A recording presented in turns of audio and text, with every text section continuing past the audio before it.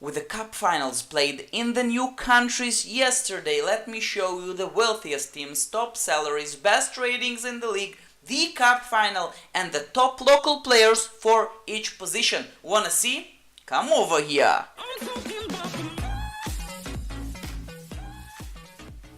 Hey guys, it's Uncle Mish and it's time for another review of the new countries. We just hit the middle of the second season and the cup final were played yesterday. So with the winners celebrating their newfound trophy on the club shelf, we could look at several categories and see how teams are doing by the wealthiest clubs, the clubs that play the top salaries, best ratings in the league matches. I'll obviously show you the cup final and the cup winner, and also the best local players for each position. Let's roll.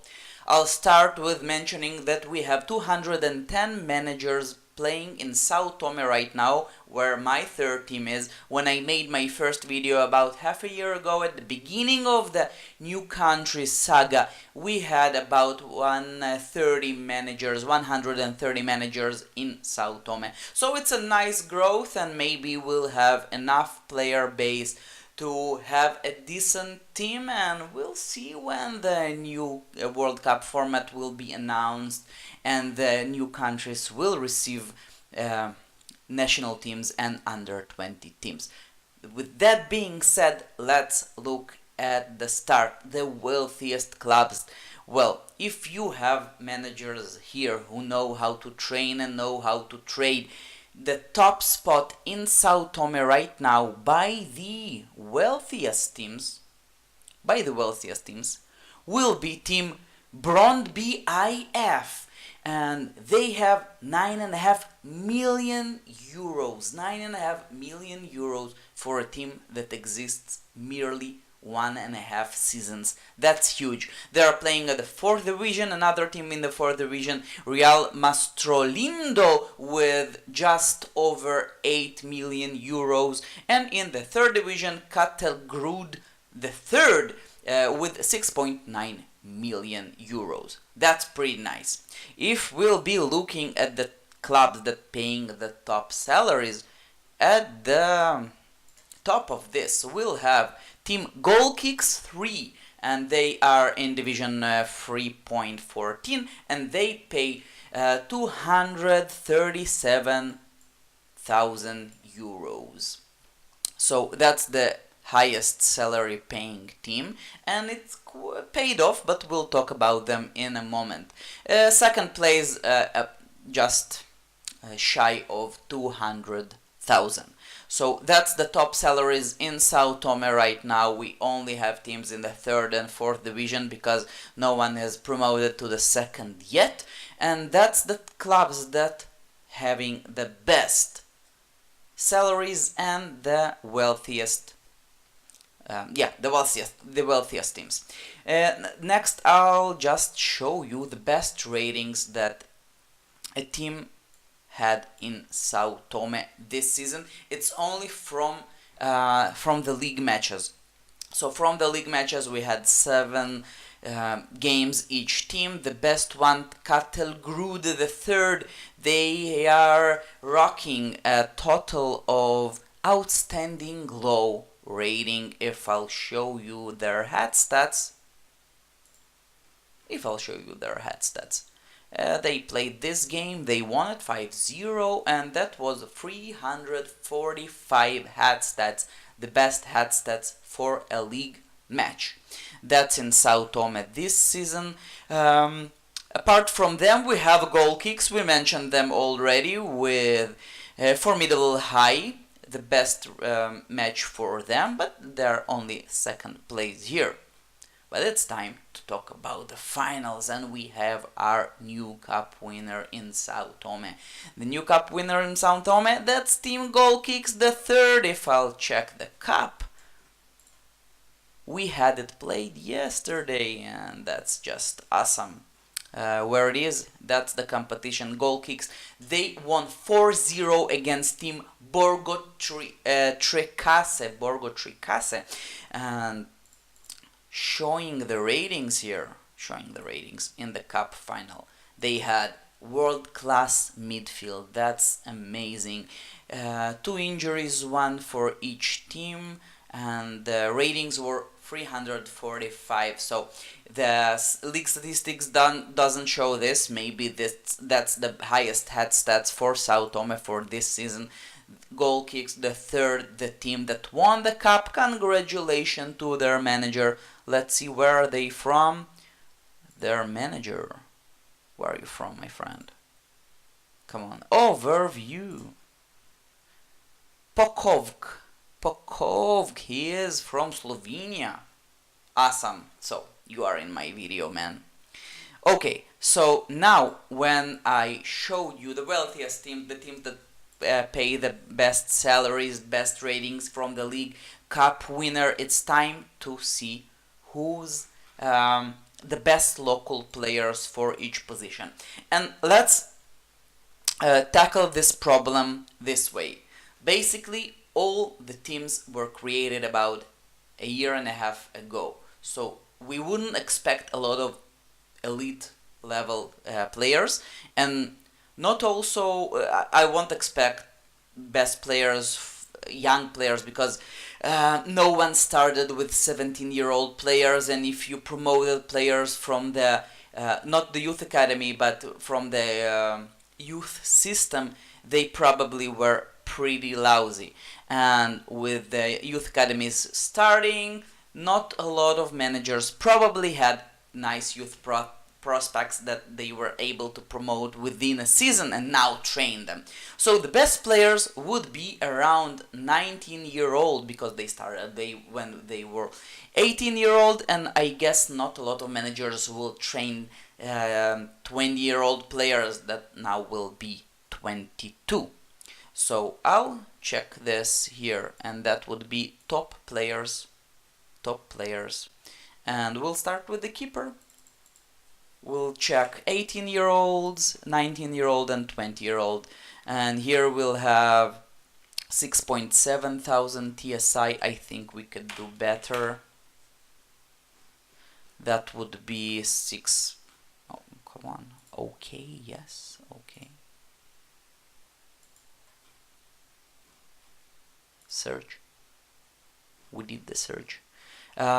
Yes, 18,000, 18.8 thousand. That's the best keeper. I'll check 20-year-old keepers. Maybe we'll have someone. Let's see.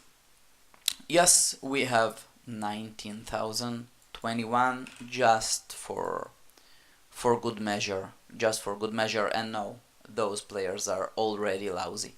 So that's the best goalkeeper that Sao-Tome has to offer. Antonio Paulo Mendes Santos, 19,000 TSI. This player has 20-year-old, the 19-year-old player, almost 20-year-old player. They are pretty much the same, stamina weak, yeah, so they are trained properly. That's the best goalkeeper in Sao-Tome. Let's check the wing backs.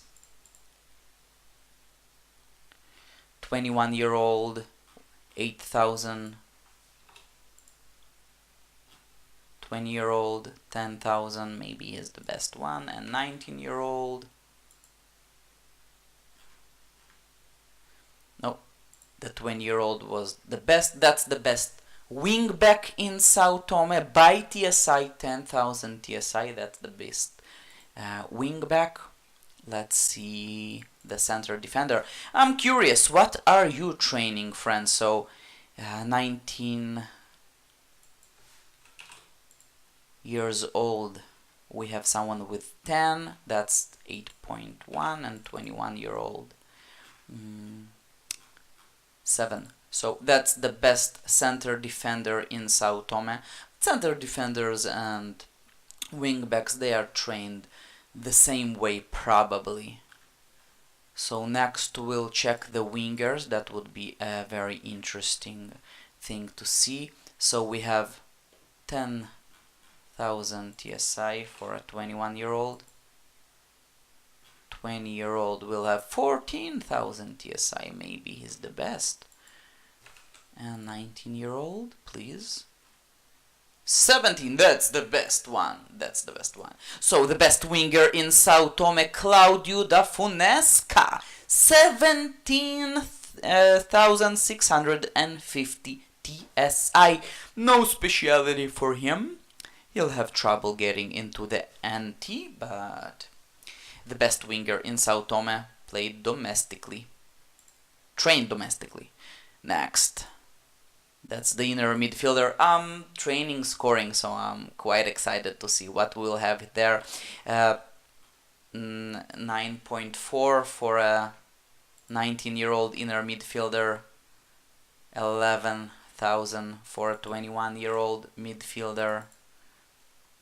And 1184. So who's best? That's one. This one is a little bit better. Gonçalo Frazoa. That's the best inner midfielder in Sao-Tome. 11,840 TSI. Not head stats. TSI. That's the best inner midfielder. Quick speciality. That's nice. Now we'll finish with forwards. We have here, okay, that's nothing, 20-year-olds, 13, that's the best one here, 13,000, and 19-year-old, mine is 19-year-old. So he's third place right now, but 15 someone is a little bit better than him. If I'll show you speciality, so my forward, he's the best one with the speciality among the 19-year-old, but yeah, 13,000, 15,000, that's much better.